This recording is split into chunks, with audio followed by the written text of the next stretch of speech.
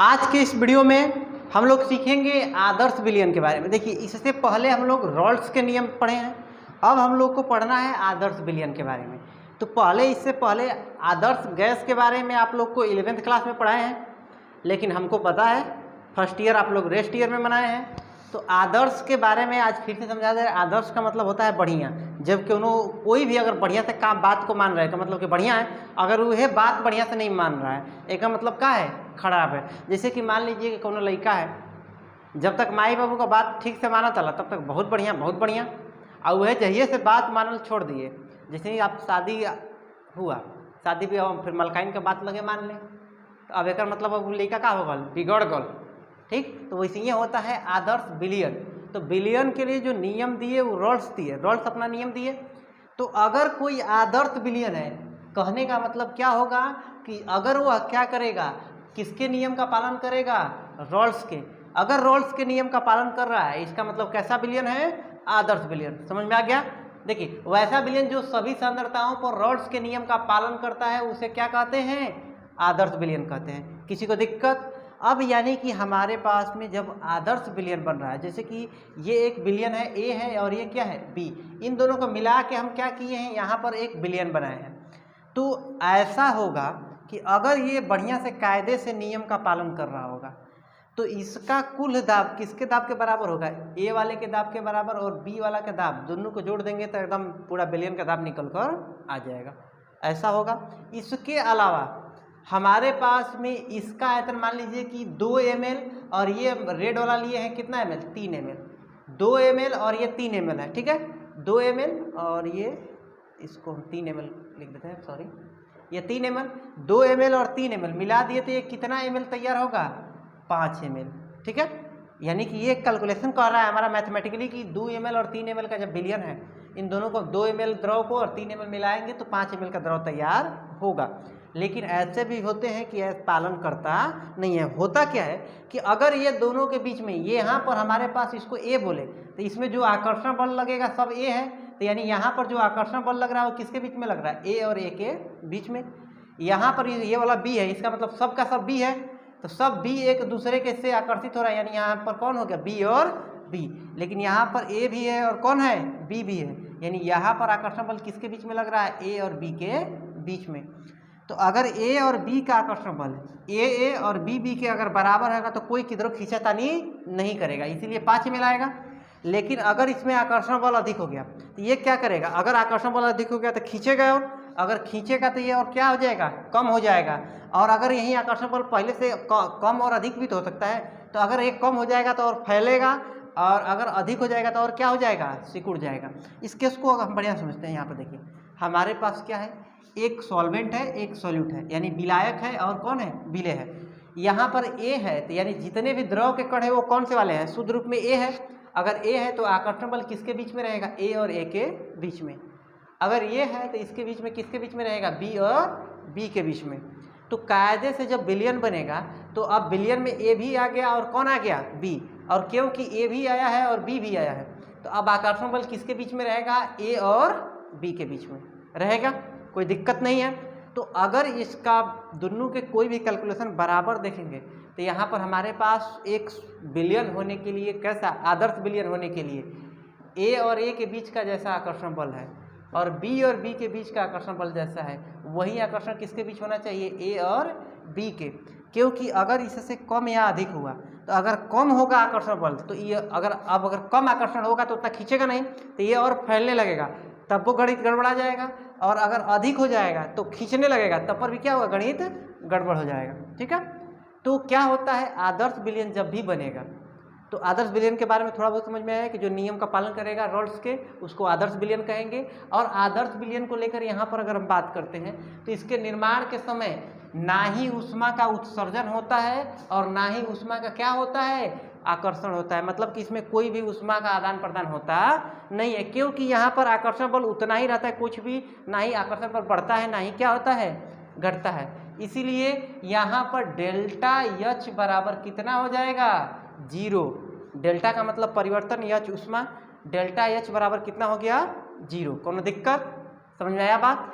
अगर हम क्या करते हैं, विलयन का कुल आयतन विलेय तथा विलायक के आयतन के योग के क्या होगा, बराबर होगा। मतलब ये कि हमारे पास में अगर ये 2 ml और ये 3 ml है तो ये कितना ml होगा, 5 ml, जब आदर्श रहेगा तब। लेकिन अगर आदर्श नहीं हुआ तो आकर्षण बल बढ़ेगा, अगर आकर्षण बल बढ़ेगा या घटेगा, जब आकर्षण बल कम होगा तो और फैलने लगेगा तो आयतन बढ़ जाएगा, और अगर यही कम हो गया, आकर्षण बल अधिक हो गया तो द्रव्यमान आयतन कम हो जाएगा। यानी कि आयतन किसका, सॉल्यूट का, और किसका, सॉल्वेंट का। इसको हम ए और बी के रूप में ही लिख देते हैं। यानी कि ये तो रहेगा डेल्टा एच बराबर 0, और इसके अलावा भी ए प्लस भी बी, दोनों का आयतन को जोड़ देंगे तो भी आयतन निकलेगा किसका, विलयन का। ठीक है, यानी कि विलयन का आयतन डेल्टा भी बराबर भी क्या हो जाएगा, 0। इसके भी आयतन में कोई परिवर्तन होगा नहीं। समझ में आ गया। कब, जब आदर्श विलयन रहेगा तब। समझ में आया, कोई दिक्कत नहीं है। अब अगर हम बात करते हैं दूसरे प्रकार के विलयन की, मतलब ऐसा तो नहीं है कि हर विलयन जो होगा रॉल्स के नियम का पालन करेगा। कुछ ऐसे विलयन भी होंगे जो रॉल्स के नियम का पालन करेंगे, कुछ ऐसे विलयन भी होंगे जो रॉल्स के नियम का पालन नहीं करेंगे। तो जो विलयन जो होता है रॉल्स का नियम का पालन सभी सांद्रताओं पर रॉल्स के नियम का पालन नहीं करेगा, उसको क्या बोलेंगे, अनादर्श विलयन।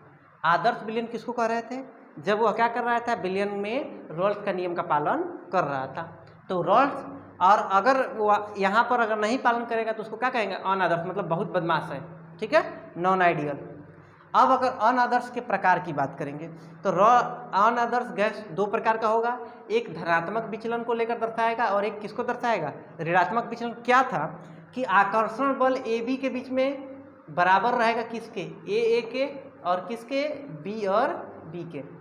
तो अब यहाँ पर आकर्षण बल अब बराबर है तो आदर्श है, लेकिन अगर बराबर नहीं है तो या तो कम हो सकता है या नहीं तो क्या हो सकता है, अधिक हो सकता है। यही ना होगा।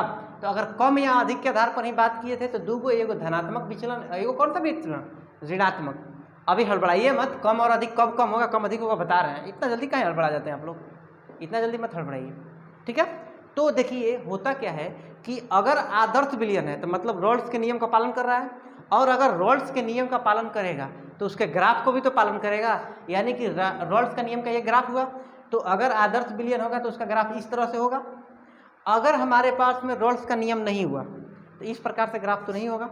अब अगर ऐसा ग्राफ नहीं होगा तो या तो इसके ऊपर से होकर ग्राफ जाएगा या फिर कहाँ से होकर जाएगा, इसके नीचे से। तो यही दोनों के, जब ग्राफ क्या होता है रॉल्स के नियम के ऊपर से जाता है तो प्लस हो गया, इसका मतलब धनात्मक विचलन, और नीचे की तरफ से जा गया यानी कि कम हो गया, यानी कि माइनस में चला गया, यानी कि कौन सा विचलन हो गया, ऋणात्मक विचलन। समझ में आया बात कि हमारे पास में आदर्श गैस मतलब रॉल्स के नियम का पालन किया, ग्राफ इस प्रकार से जाएगा सीधा एकदम, और ये ऊपर नीचे हो सकता है। इसको बात नहीं है कि हाँ सर जी ये जो पाई ऊपर था आप इसमें नीचे है, ये हमारे पास कुल दाब पहले वाले दाब से कम या अधिक हो सकते हैं, उससे मतलब नहीं है। लेकिन इस वाले सीधा पाई ना होके अगर ऊपर से पाई जा रहा है, कर्व हो जा रहा है पाई, या फिर नीचे की तरफ कर्व हो रहा है पाई, तब जाके ये कैसा है, अनादर्श है। अगर ऊपर की तरफ से जा रहा है, जाना ऐसे चाहिए था, ऐसे सीधा, ये रेड वाला लाइन जाना ऐसे चाहिए था, रेड वाला लाइन की तरफ, लेकिन रेड वाला ना जाकर ग्राफ कैसे जा रहा है, ऊपर ऊपर से जा रहा है। इसका मतलब कि ये विचलन कैसा है, धनात्मक। अगर यही ग्राफ नीचे की तरफ से जा रहा है यानी कि ऋणात्मक। ठीक है, एक एक करके परिभाषा देख लेते हैं धनात्मक विचलन। कि धनात्मक विचलन कब होगा, जब ए का और बी की तुलना में ए बी का आकर्षण बल क्या होगा, कम होगा। जब आकर्षण बल कम होगा तो यानी कि अब ये अणु क्या होंगे, ये ए बी का है, यहाँ पर आकर्षण बल अगर पहले की तुलना में कम हो गया तो जितने अणु होंगे अब उतने रहेंगे नहीं, वो क्या होने लगेगा, आकर्षण बल कम होगा तो ऊपर की तरफ उड़ने लगेंगे, तो ये ऊपर की तरफ क्या हो गया, उड़ उड़ के जाने लगा, यानी ऊपर वाष्प अधिक कण अधिक जा रहे हैं। अगर अधिक कण जाएंगे तो ऊपर अधिक टकराएंगे, दाब भी क्या होगा, पहले की तुलना में अधिक लगेगा, होगा ना। हुआ क्या कि आकर्षण बल कम है तो अब जुड़ेगा नहीं, अगर एक दूसरे से नहीं जुड़ा रहेगा तो भाप बनकर ऊपर जाएगा, और ऊपर जाएगा तो टकराएगा, इसीलिए दाब क्या हो जाता है, पहले की तुलना में बढ़ जाएगा। और वाष्प दाब पहला से बढ़ गया, इसीलिए ग्राफ ऐसे था, तो वाष्प दाब क्या किया, इससे ये क्या हो गया, बढ़ गया। अब क्योंकि ये बढ़ गया इसीलिए कौन सा विचलन दर्शा रहा है, ये धनात्मक विचलन। समझ में आया बात। कब, जब कम होगा तो इसीलिए वाष्पशील कणों की संख्या बढ़ जाएगी, तो ये दाब को होगा। ठीक है, अगर बात करेंगे तो ये ग्राफ जो था उसी को लेकर है। अगर हम बात करते हैं ऋणात्मक विचलन को लेकर, तो ऋणात्मक विचलन क्या होता है तो ऋणात्मक विचलन होता है कि जब ए तथा बी की तुलना में ए बी का आकर्षण बल क्या हो जाता है, अधिक हो जाएगा। तो अधिक हो जाएगा तो अब पकड़ के रख लेगा अपने पास में। अब जब पकड़ के रख लेगा तो उतना दाब अब होगा नहीं, अब दाब नहीं लगा पाएगा, उड़ेगा ही नहीं तो दाब कहाँ से लगाएगा। अगर दाब नहीं लगाएगा तो ये ग्राफ क्या करेगा, अब नीचे की तरफ जाएगा। ठीक है, और ग्राफ क्योंकि अब नीचे की तरफ जा रहा है, इसका मतलब कौन सा विचलन दर्शा रहा है, ऋणात्मक विचलन। समझ में आ गया बात। आदर्श किसको कहेंगे, जब रॉल्स के नियम का पालन करेगा तो उसको क्या कहेंगे, आदर्श। और अगर रॉल्स के नियम का पालन सभी सांद्रताओं पर नहीं कर रहा है, इसका मतलब कैसा है, अनादर्श। और अनादर्श है तो ग्राफ ऊपर से भी जा सकता है और नीचे से भी। अगर ऊपर से जब जाएगा तो धनात्मक विचलन और नीचे से गया तो ऋणात्मक विचलन। ऊपर से कब जाएगा, जब ए बी का आकर्षण बल कम रहेगा तो ऊपर में जाएगा, और आकर्षण बल अधिक हो गया तो दब के किधर की तरफ चला जाएगा, नीचे की तरफ। ठीक है, तो यहाँ पर हमारे पास ग्राफ ऋणात्मक विचलन दर्शाएगा। समझ में आ गया, किसी को दिक्कत नहीं है। चलिए मिलते हैं अगला क्लास में। अब आप लोग का इस चैप्टर में ज़्यादा कुछ पढ़ने को रह नहीं गया है। अगला क्लास में स्थिर क्वासी विलयन के बारे में देखेंगे और हेनरी का नियम और रॉल्स के नियम पर कुछ क्वेश्चंस को करेंगे। ठीक है, तब तक के लिए रहने देते हैं, आज का इतना ही।